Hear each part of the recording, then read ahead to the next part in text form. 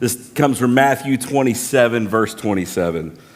Then the soldiers of the governor took Jesus into the governor's headquarters, and they gathered the whole battalion before him. And they stripped him and put a scarlet robe on him and twisted together a crown of thorns.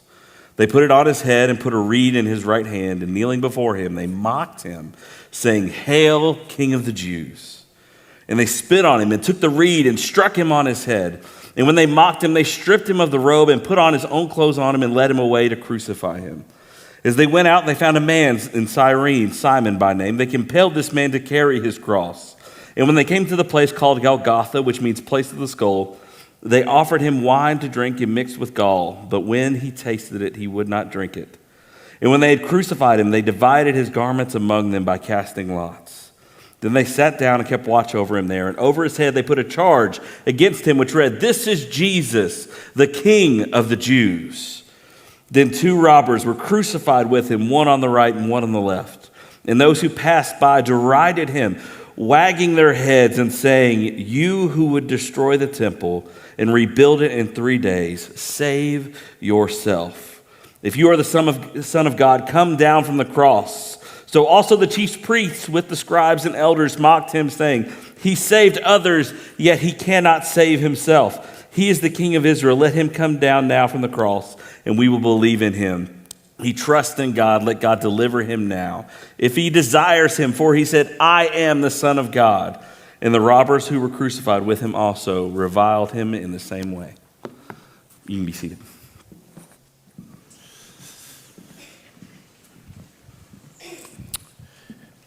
What is your favorite story?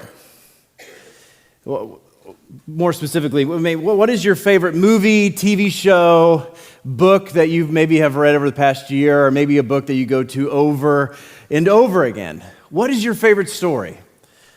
Now remember, we're Jesus people, so pick wisely when you're thinking about this. But what makes a good story?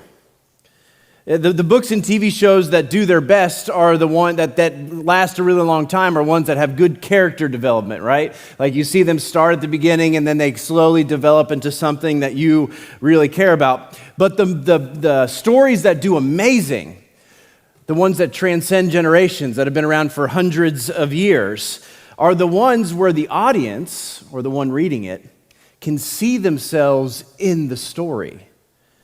Books like Lord of the Rings or Chronicles of Narnia. More recent, for my millennial people, the Harry Potter series that has been very popular. Movies like the Marvel Universe or Star Wars, James Bond, the Batman series that keeps getting remade. Mission Impossible, Jurassic Park, or even Pirates of the Caribbean. We all love those movies. Or TV shows. Some of us grew up on shows like Andy Griffith, I Love Lucy, or Star Trek, or Cheers. I remember at a very young age sitting around after dinner, watching TV with my parents. The shows I did not understand, but when my parents laughed, I laughed. And as I grew older, I kind of realized that some of these shows were pretty good. Shows like Seinfeld, ER, the various different detective shows that still exist to this day. But the number one and the most popular show of probably the Gen X and the millennial generation was a show called Friends. A lot of us have watched that show, or at least part of it, or have seen clips around it. It lasted a really long time, and for a good reason. Friends was popular because, just like all the other TV shows and books that have transcended generations, you could relate to one of the characters. Not only that, the group of friends that they had on this TV show, you could look at your friend group and say, well, one of my friends is like this, and another one is like that. It was not just you relating to a character, but it was like, man, my entire friend group relates to this show. Now, growing up, I will admit that probably the majority of that show went right over my head, but it was still funny to me at some points. But it didn't come really to a head where I thought that show was hilarious and relatable until I lived in close proximity with people that slowly became my best friends. Places like college or a dorm room situation or a house. And I can still remember to this day where a group of freshmen went to a local thrift store and were super excited because they bought a couch. And they're trying to navigate it up into the elevator, did not fit whatsoever. So they go up to the winding staircase, and they're all screaming at each other of them to move it this way or turn it this way. And I couldn't help but just scream from the top of the steps, just pivot, and it will all fit, right? I still remember sitting around at a coffee shop at one of our college campus, just talking about nothing but just about life, accomplishing zero, trying to skip whether we had meetings or class or whatever. We just wanted to sit around and talk because we were friends. See, shows like Friends really start to become real when you can connect to the story. In the Gospel of Matthew, which we have been in for over 2 years now, the author, Matthew, is writing the end of the book. We're in the final 3 sermons of this series. But Matthew just kind of went away from the way that he wrote the majority of this book and got to the place where at the end he wrote it in such a way that he wanted you to relate to some of the characters. And normally whenever we relate to characters, if we're just honest, we relate to the main character, right? Like superhero movies, the hero, the one that has a hard time, then comes out at the end, like we relate to that character. The reason that Marvel was so popular for so long is because it's made up of a bunch of different superheroes. So it didn't matter which one you relate to, they're all super, they're all the best. But in the Gospel of Matthew, he is not inviting you to relate to the main character.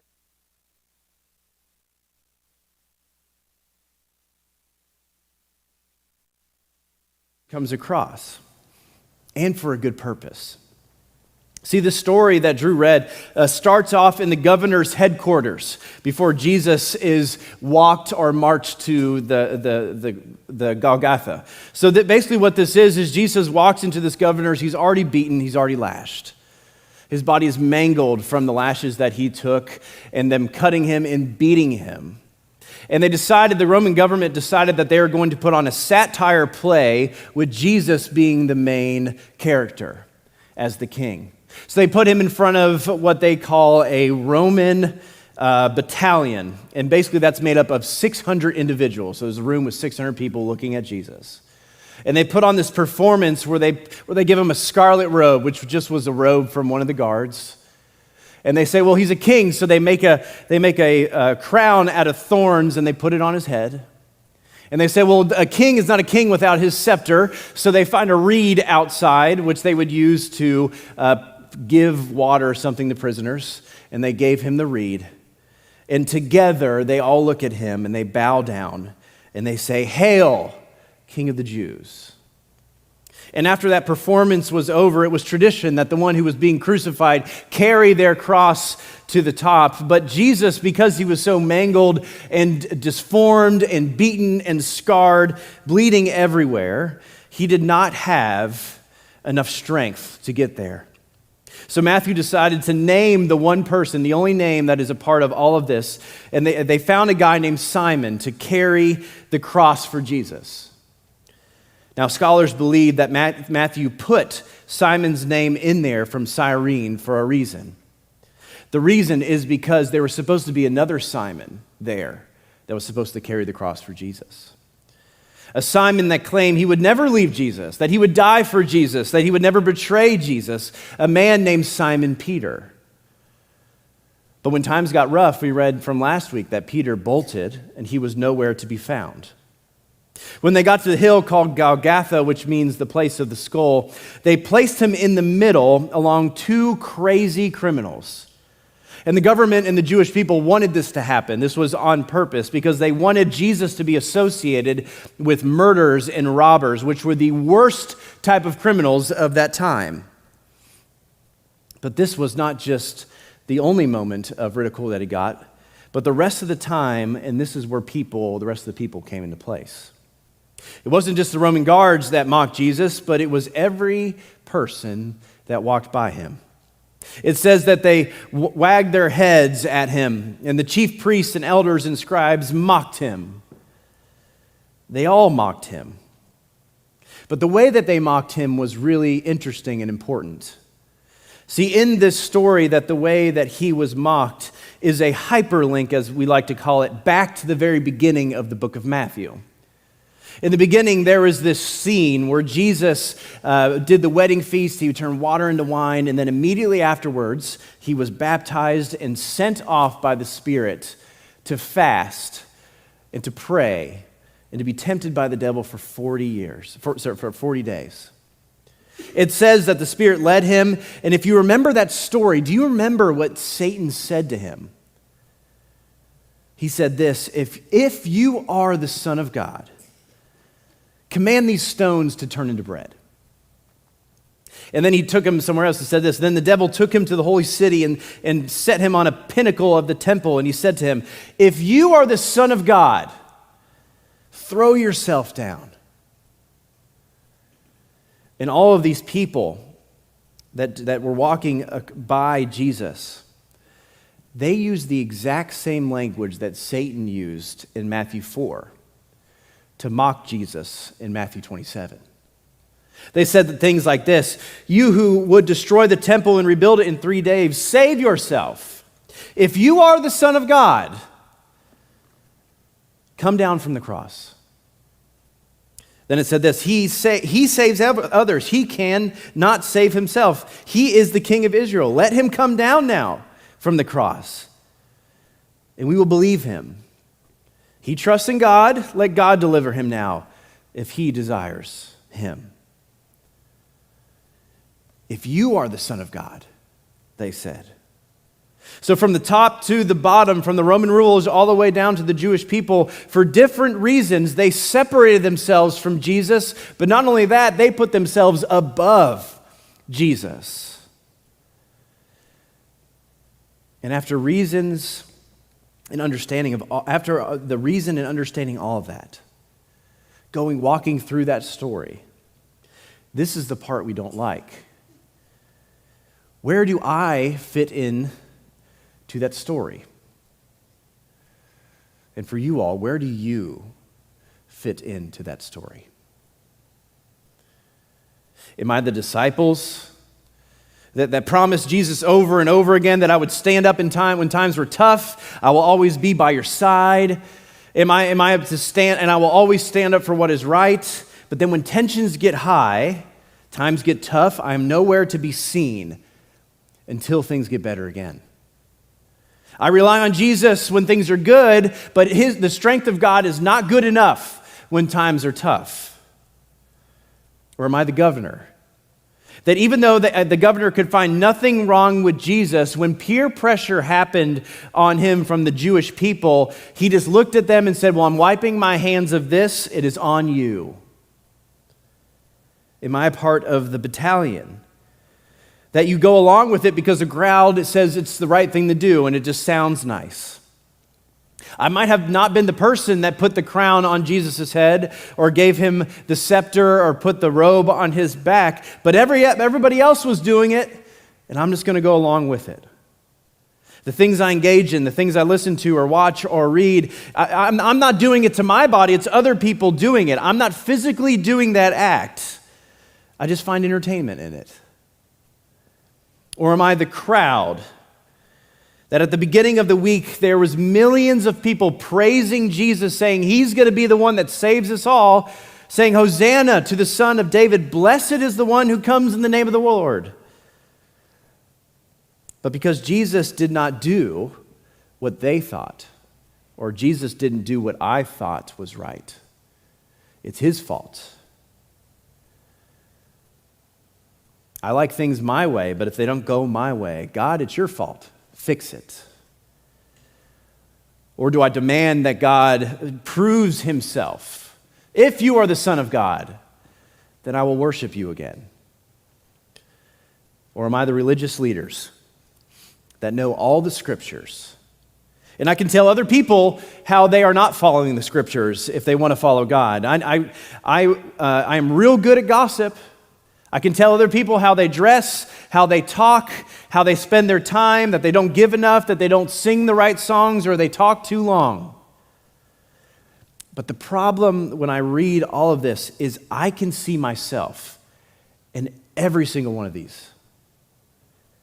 I've bailed on my faith when times were tough. I've got mad at God when I didn't get my way. I've sat back and watched demonic things happen, and I didn't say anything. And one of the hardest one is I have praised Jesus on Sundays, and I've turned around and acted like I've never even heard his name, or even worse.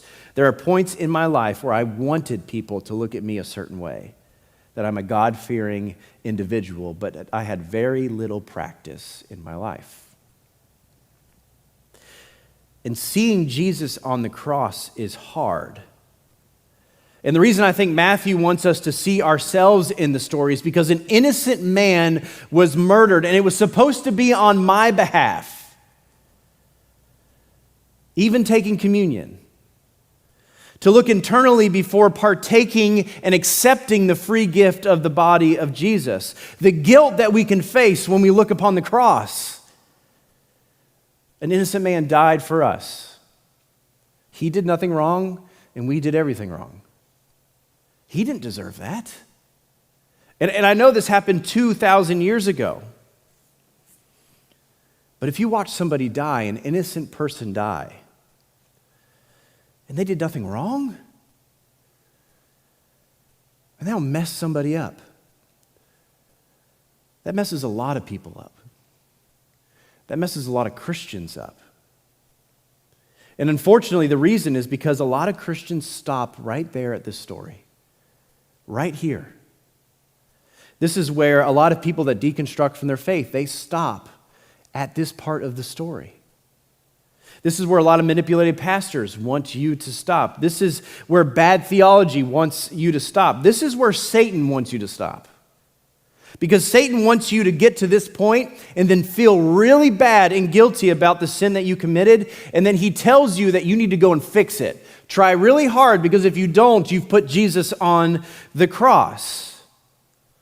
Do the right thing or else. But remember, Satan only tells half-truths, and he's done that throughout the entire Scriptures.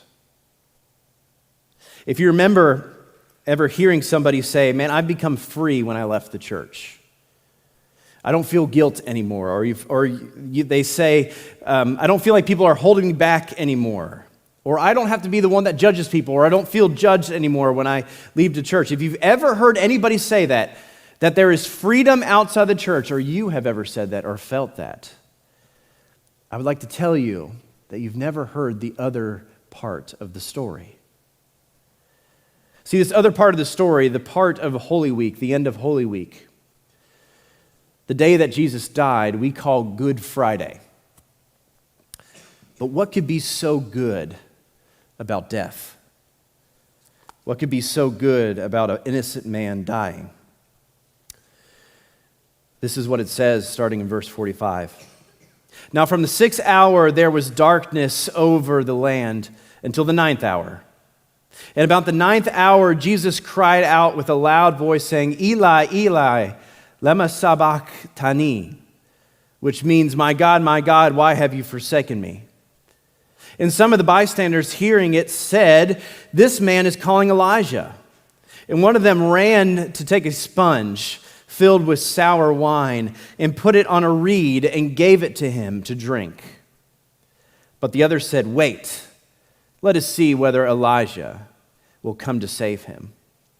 And Jesus cried out again with a loud voice and yielded up his spirit.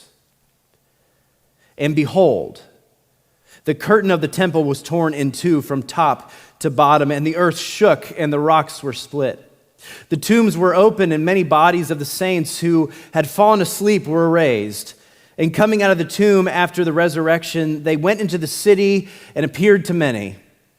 And the centurion and those who were with him keeping watch over Jesus, saw the earthquakes and what took place. And they were filled with awe and said, truly, this was the Son of God. Now, there's a lot going on at the second part of the story, and most of it was just fulfillment of prophecy that we see in the Old Testament, whether it's Ezekiel or Isaiah. But the part of the story that I want to focus on for the rest of the time is right in the middle. In verse 51, it says this, and behold, The curtain of the temple was torn in two from top to bottom, and the earth shook, and the rocks were split. See, out of this entire story, out of the entire Holy Week, the most important time of Jesus' life, the most important part of our Christian faith, there's only been one time that the word behold was used.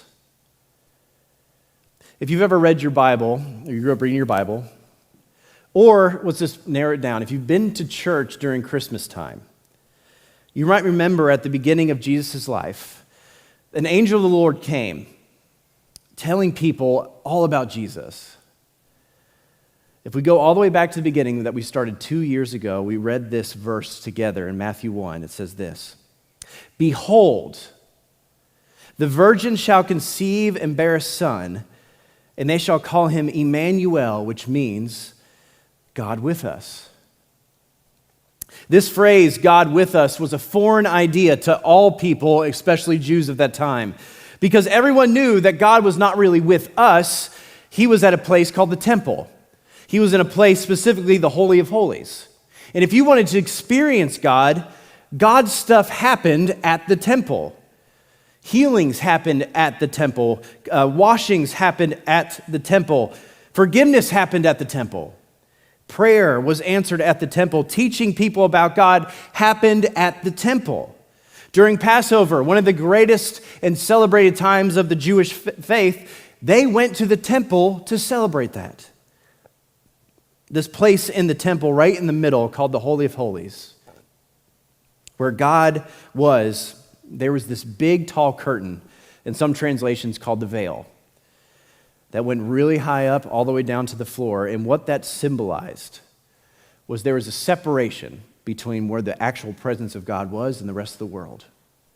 Now, the rest of the world did their best, Jewish people, to get as close as possible to it as they were allowed, because they wanted to get close to God. They wanted to experience God. But just like in Matthew 1, where the angel said, "Behold," meaning look, this is important. Pay attention, like behold, look what is about to happen. If this was an email or a text message, this would have been bold and underlined with an exclamation at the end of it, like behold, look at this.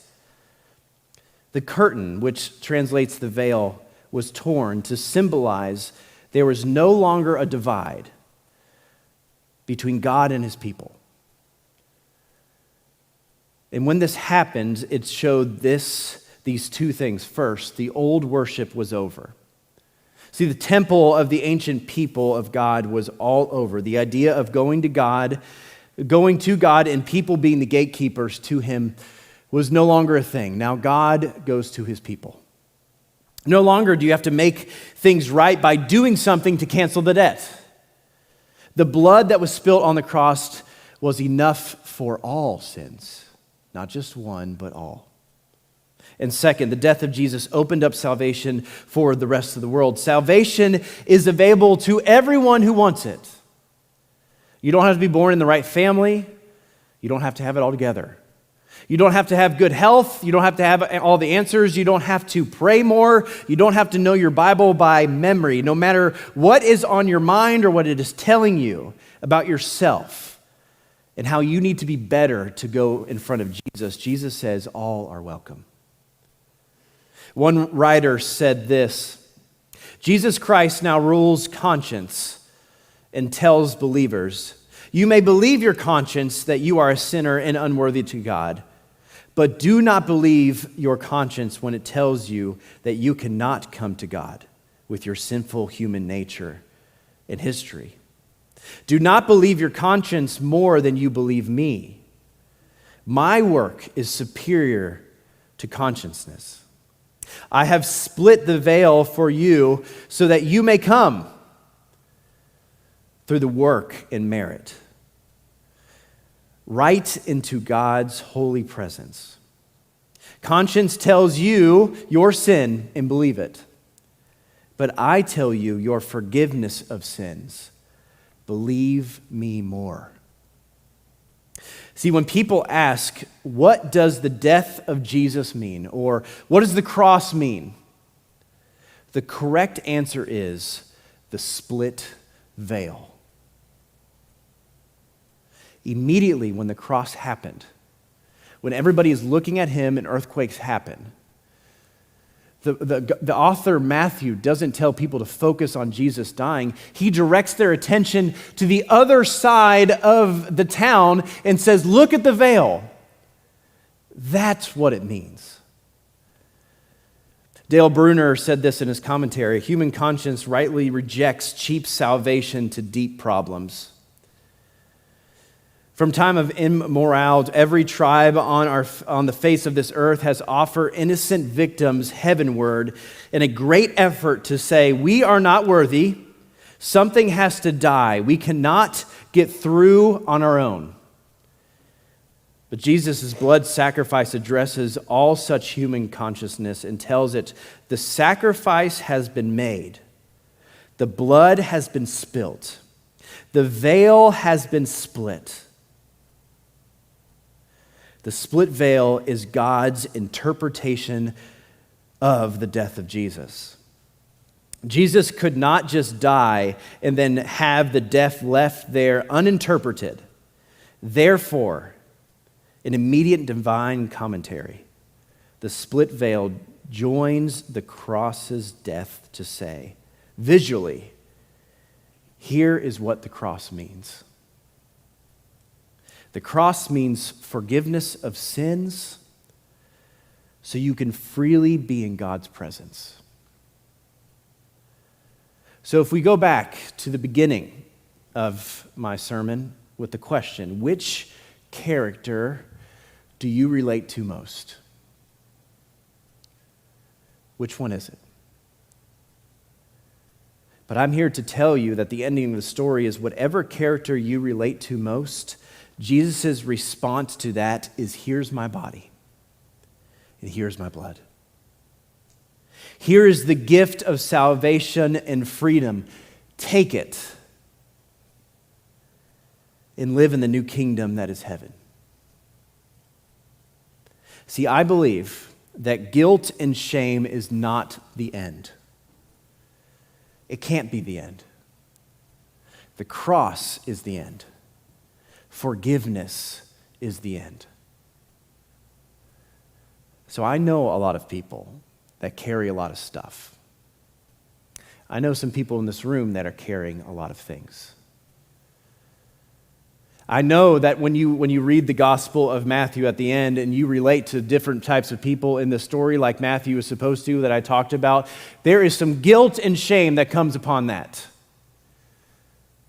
The way that we don't value others above ourselves, how we manipulate people, how we say terrible things, how we ruthlessly just eliminate other people so that we can make sure that we are above other people. In fact, there are times where we elevate ourselves above Jesus and we don't stand in the way to make sure Jesus is always hailed as king. And after that happens, we feel shame. It's something you did, something you hid, something you haven't told anybody.